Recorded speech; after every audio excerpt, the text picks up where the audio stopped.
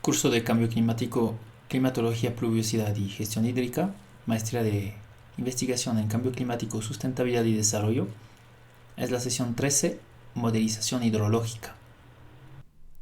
La modelización hidrológica va a consistir en aprehender el comportamiento de una cuenca hidrográfica, estudiar y caracterizar la respuesta de una cuenca hidrográfica a una precipitación dada en términos de caudales. Vamos a ver en la sesión de hoy en qué consiste este ejercicio de modelización y en qué consiste también la construcción de dichos modelos hidrológicos, además de ver muy rápidamente los distintos tipos de modelos que existen.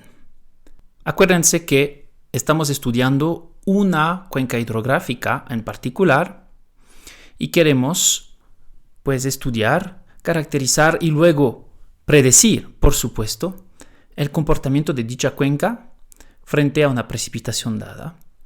Eso va a requerir, la recopilación de muchos datos pluviométricos y datos hidrológicos, es decir, los levantamientos de los caudales de los ríos.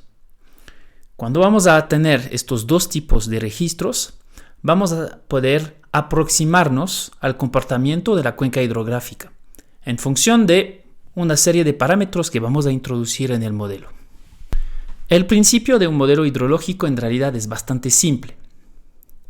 Vamos a tener dos pasos. El primer paso va a consistir en caracterizar cuál es la parte de la precipitación que efectivamente va a escurrir. Por supuesto, esa parte que va a escurrir en la superficie, va a depender del nivel de saturación del suelo. El suelo se puede saturar de agua y se puede limitar muy rápidamente su capacidad de infiltración de las aguas de precipitación en el suelo. Cada suelo, según sus características, va a tener un comportamiento específico frente a la precipitación, su intensidad. Vamos a tener que interesarnos a las características geoquímicas y físicas del suelo en cuestión. Un suelo arcilloso no va a comportarse de la misma manera que un suelo altamente poroso, por ejemplo. Además, vamos a tener que considerar, por ejemplo, la pendiente. Si es que la precipitación cae sobre una pendiente muy leve, la infiltración va a ser muy probablemente mucho más eficiente. Si es que tenemos una precipitación que cae sobre pendientes muy fuertes, es muy probable que muy buena parte del agua escurra en superficie, mientras que la infiltración sea más limitada. Entonces, esa primera parte consiste en lo que se llama la función de producción. Es decir, estamos aplicando una función encima del hietograma para distinguir entre la parte de la lluvia que va a infiltrarse y la parte de la lluvia que va a escurrir en la superficie. Además de esa función de producción, va a depender, en los modelos más sofisticados, del historial de las precipitaciones en las horas o los días o los meses incluso anteriores a la precipitación considerada. Ustedes ven en el gráfico de esa diapositiva, la parte negra va a corresponder a la parte de la precipitación que va a ser infiltrada y la parte azul en la parte de la precipitación que va a escurrir en la superficie. La segunda etapa que se va a implementar en un modelo hidrológico va a consistir en transformar estas dos partes de la precipitación, la que se infiltró y la que escurrió directamente en superficie, en caudal. Esa etapa va a usar lo que se va a llamar la función de transferencia. Es realmente ahí donde vamos a interesarnos en las características más propiamente hidráulicas de los escurrimientos de superficie o subterráneos. Dentro de los modelos hidrológicos podemos distinguir 4 tipos muy característicos y que se usan en circunstancias distintas para intentar entender el comportamiento de las cuencas hidrográficas. El primer tipo de modelo va a corresponder a los modelos empíricos. Estos modelos se van a basar exclusivamente en levantamiento de datos, es decir, van a ser modelos estadísticos que van a operar bajo regresiones lineales e incluso van a poder integrar inteligencia artificial con las llamadas redes de neuronas. Tenemos luego modelos más sofisticados, en general con mejor desempeño, que son los modelos con bases en la física, es decir, que van a usar las ecuaciones de la física de los fluidos, del agua. Las ecuaciones que proporciona la física para los escurrimientos de superficie al aire libre y los escurrimientos subterráneos en este medio particular que es el suelo. Vamos a tener un tercer tipo de modelo que vamos a usar nosotros.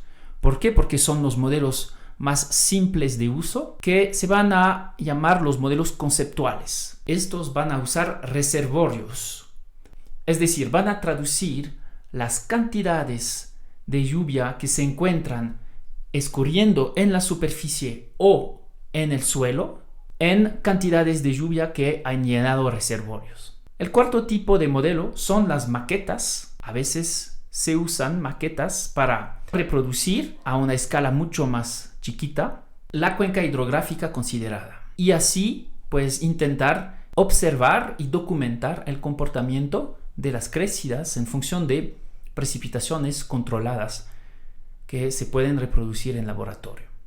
Terminamos con esa diapositiva que representa esquemáticamente el funcionamiento de un modelo conceptual, es decir, un modelo que funciona con reservorios. En la parte superior es el modelo en una situación en la cual no llueve y en la parte inferior es el modelo en una situación en la cual tenemos precipitación en la cuenca hidrográfica considerada. Como ustedes ven, tenemos 2 reservorios que vamos a considerar que se están llenando o vaciando en función de los aportes de la precipitación.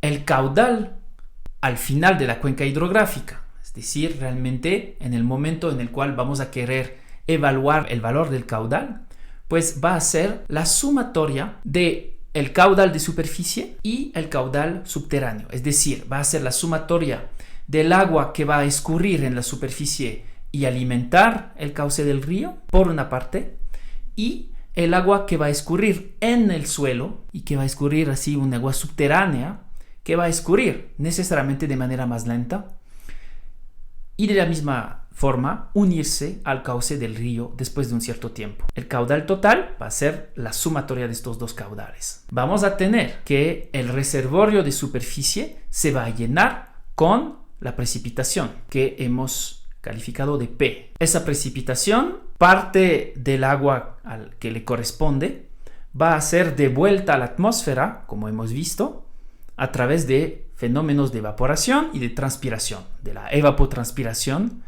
que va a quitar parte de la precipitación que efectivamente va a escurrir y terminar en el cauce del río.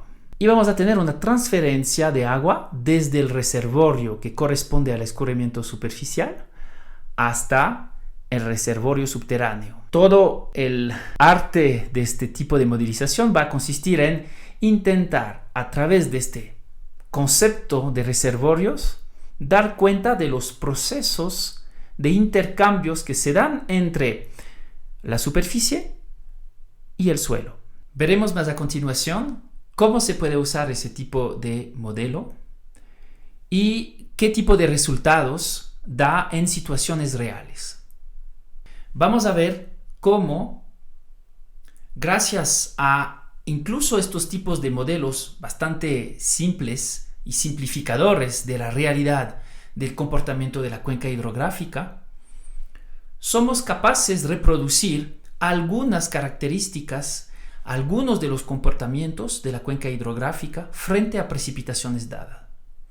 y vamos a poder estudiar cómo cambia el régimen de los caudales de un río en función de cambios en la cuenca hidrográfica, cambios eventuales asociados a, por ejemplo, transformaciones en la superficie que conducen a cambios de uso del suelo, cambios climáticos, por ejemplo, cambios en la humedad, cambios en la precipitación, cambios también en el fenómeno de evapotranspiración, que en ciertas situaciones, cuando hay mucho sol o cuando hay una temperatura bastante alta, puede también devolver una parte sustancial de la precipitación caída a la atmósfera. En fin, hay muchos parámetros y variables que tomar en cuenta para entender el comportamiento de una cuenca hidrográfica, pero la virtud de un modelo es precisamente poder estudiar de manera independiente cada uno de los parámetros, cada uno de los factores, independientemente de los demás, manteniendo a justamente los demás constantes y haciendo variar tan solo uno. Es el ejercicio al cual nos vamos a dedicar en las sesiones que vienen.